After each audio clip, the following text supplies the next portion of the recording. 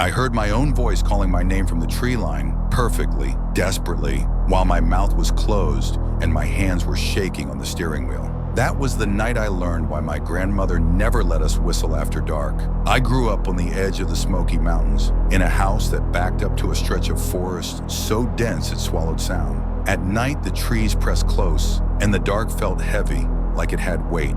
My grandmother used to say the woods listened. She wasn't superstitious in the way people think.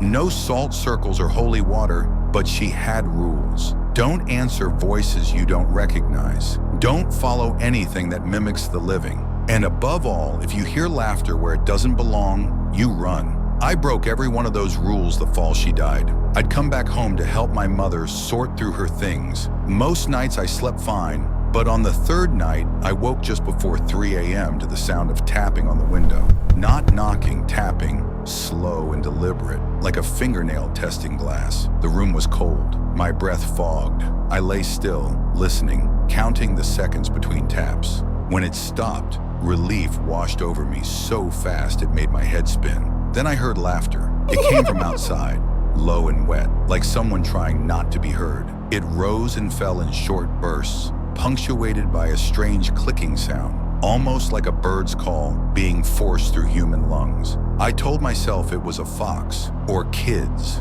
or the wind doing something clever. Anything but what my grandmother used to warn me about in stories she pretended weren't warnings. The next morning, I found footprints beneath the window, bare, too long, the toes dug deep, as if whoever made them had crouched there for a long time. That night, the laughter came back, closer. It followed me through the house, drifting from room to room, always just out of sight. When I stood in the hallway, it stopped. When I moved, it started again. A game, a patient one. At exactly 2:58 a.m., my phone rang. The caller ID showed my name.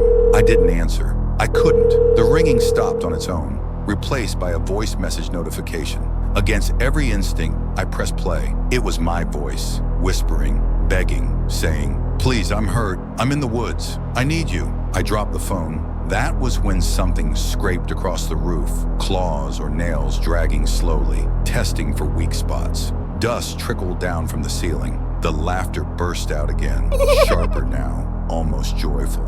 I ran for my car.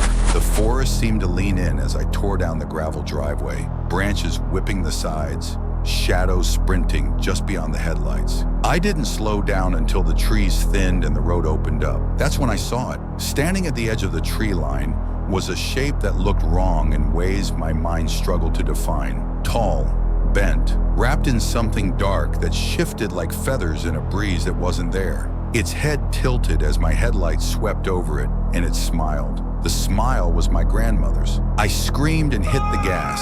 I didn't stop driving until dawn. I stayed with a friend in town, told myself exhaustion had made me hallucinate. Grief does strange things after all. A week passed, then 2.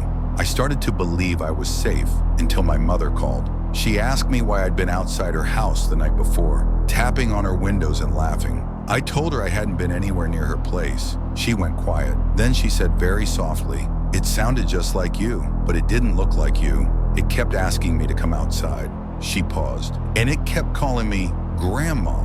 I didn't go back to the mountains after that. I moved states, changed my number. I never answer calls from unknown IDs, and if I hear someone say my name in the dark, I pretend I didn't. But sometimes when I'm driving alone at night, I catch movement in the trees, a shape keeping pace, waiting, and every now and then, just before sleep, I hear my own voice outside the window, laughing, learning me better each time.